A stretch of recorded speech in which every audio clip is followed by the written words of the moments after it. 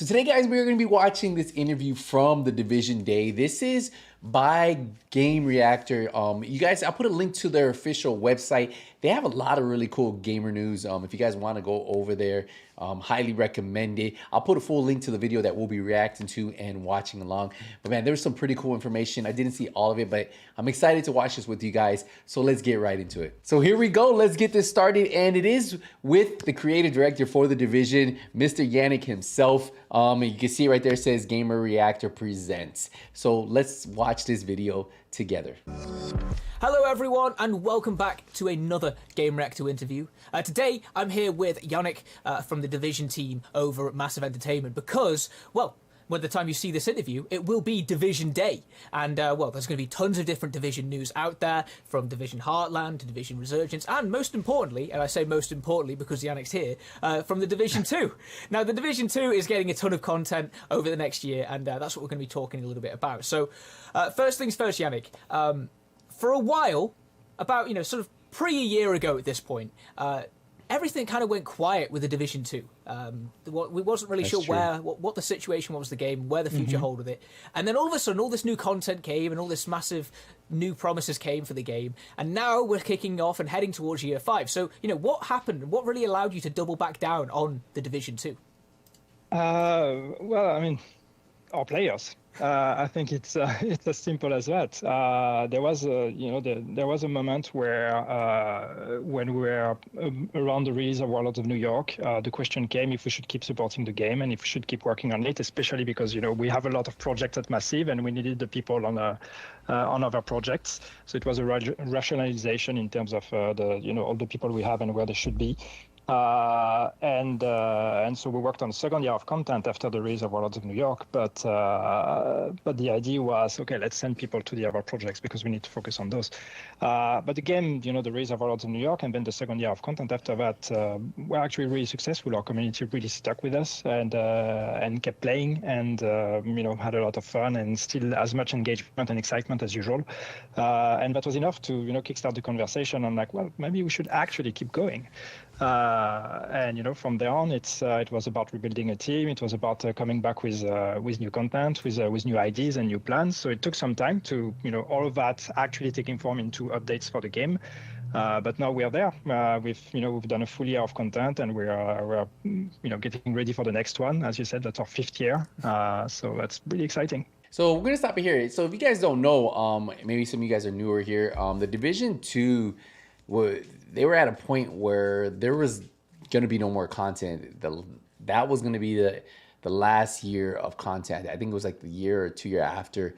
And the support from the community, the support for people who play the game, they realized it was there. And obviously, if a game is being supported by the community, obviously by supporting the seasonal passes, vanity items, this year is supposed to be the most content we've got since probably Warlords in New York, right? But let's keep listening. So let's talk a little bit about year 5 then. It starts in around June time. I don't believe the exact date for year 5 was revealed, but it starts in June and it's going to kick off with season 1 known as Broken Wings. Now, the big sort of news of season 1 is this free roguelite mode, Descent. So tell me a little bit about it. What led to you wanting to bring a roguelite mode to the Division 2? Well, I think, when you think of the Division and when you think of the whole experience of the entire game, people always have very fond memories of the initial steps, the progression part, starting from level 1 and going all the way to level 30 or level 40, getting gear and powering up. And for a lot of our players, they haven't experienced that for a very long time because they've been in the end game for the past 5 years. So it was really the idea of like, let's bring a mode that's going to give a bit of that taste again to our players over and over again. This idea of starting with nothing and progressing within, the context of the mode, and gain as much power as I can. And, and then as any roguelite, when it ends, well, I start over again from the beginning. So we really wanted that idea of just progression and starting with nothing. And then, in a way, sped up, streamlined experience of an agent starting with nothing and then becoming more and more powerful. So when we were thinking about it and starting to lay down ideas, it became very clear that roguelike was just the direction we were going to take, because that's there's a lot of great inspirations we can take from in the industry. So so that's where this came from. I will say, we're gonna pause right here. I will say that you really don't experience that. It's that feeling of when you start a new game like the Division or RPG game, looter shooter, where you start with nothing and as you slowly grind and get something else, you're like, oh, I finally got that. Oh, I'm getting more powerful. I'm getting stronger. I'm getting stronger. And I actually recently felt that on Division 2 on PC, because you guys know I had a PC account that was like level 34. So I finally did Warlords, and then we started from Shade level 1 all the way, I think we're at 500 now. And I'm experiencing that again, like, oh, I need this piece to get a little bit stronger. I need this piece. And finally, as I'm getting more Shade levels, my expertise is going up. I'm starting to feel more and more powerful like I do when I play my PS5 account.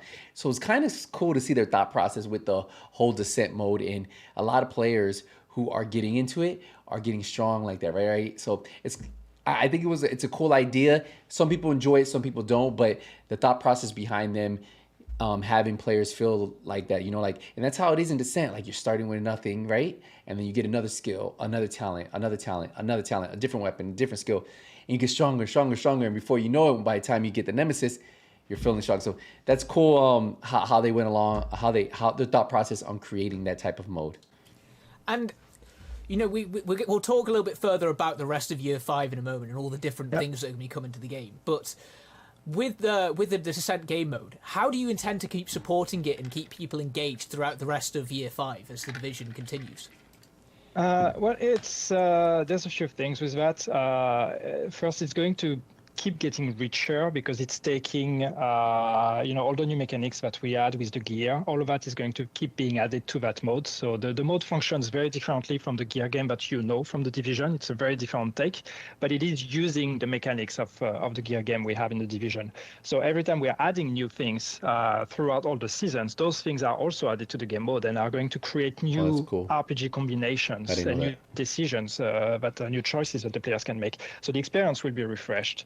We're also, of course, going to be refreshing the rewards with it on a regular basis, and it's not just a game mode. There's actually a very strong connection to the overall story and narrative that we're going to be telling in Year 5, and that story and narrative is going to unfold over time as you play the game mode. So as you play it, you're going to unlock more and more collectibles, and those collectibles are going to tell you the story of that space and how all of that fits into the general story of Year 5. And so you're going to have to come back and replay on a regular basis because we're going to keep enriching that story as well. That's cool. And final thing from Descent then, how does Sam Fisher and Splinter Cell fit into this experience? No, it's the thing is, you're not going to see Sam Fisher in there, but it is, at least what I can say is it is an NSA space, and that's the idea of it. This is an NSA base or NSA research center that has been left abandoned after the outbreak. And so there's a bunch of NSA research there and NSA experimentation, which led to this space becoming what it is, what you're going to discover when you go there. That's where the connection exists, it's NSA.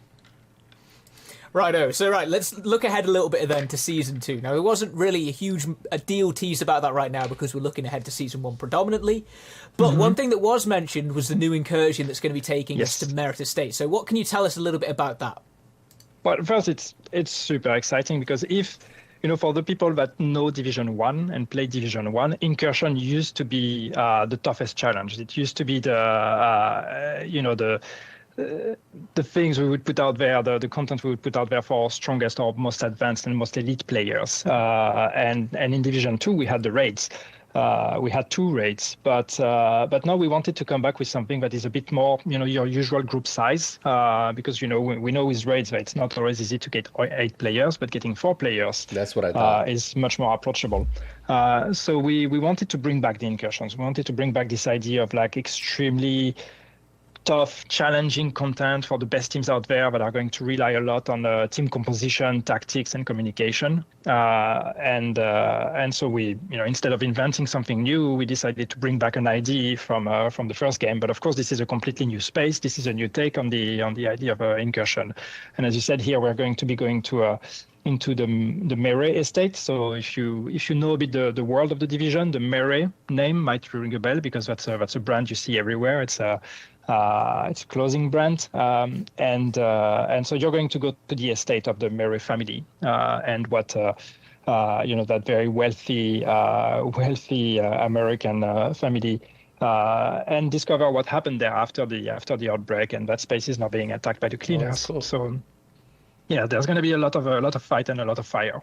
So one thing I will say, I've talked about this on my stream before he asked the next question about incursions and raids, and I felt like they were going to shift away from raids because of kind of like the backlash they got, like where people were saying, oh, there's no matchmaking, we can't find people, and going to incursions, what we had in Division 1, which are like mini raids, but with 4 people that you can matchmake or go on with your team.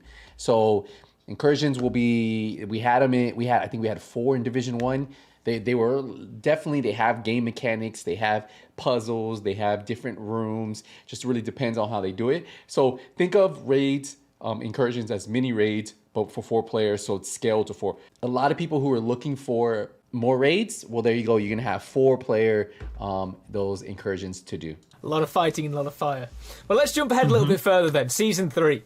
One of the key things that I noticed there was that it's going to be taking us back to New York, and also it's going to be based around the holidays and whatnot. So, is there any clues as to what that'll be, or is everything being kept close to the chest right now?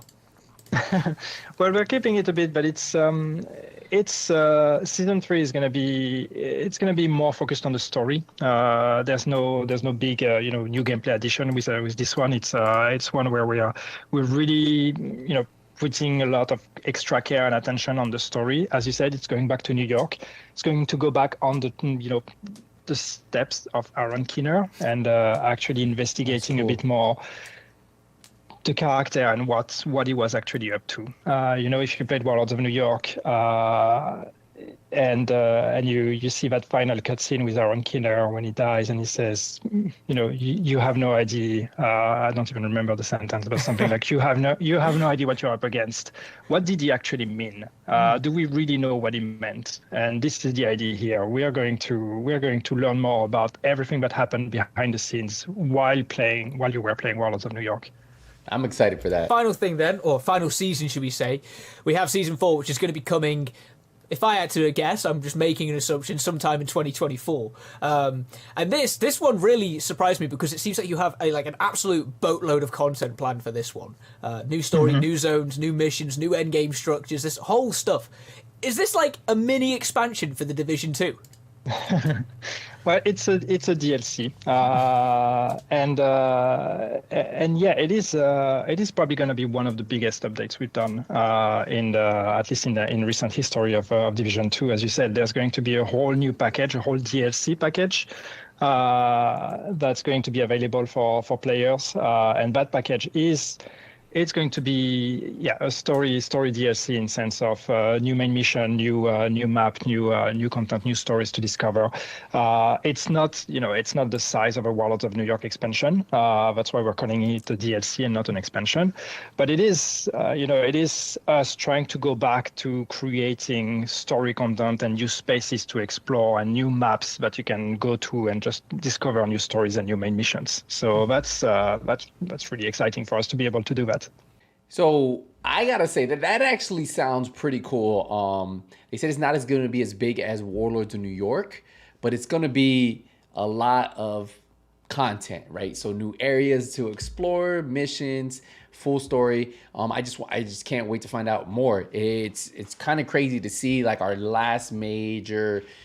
Well, that was an expansion, was Warlords of New York, and this is like a DLC. So he says it's a little bit smaller.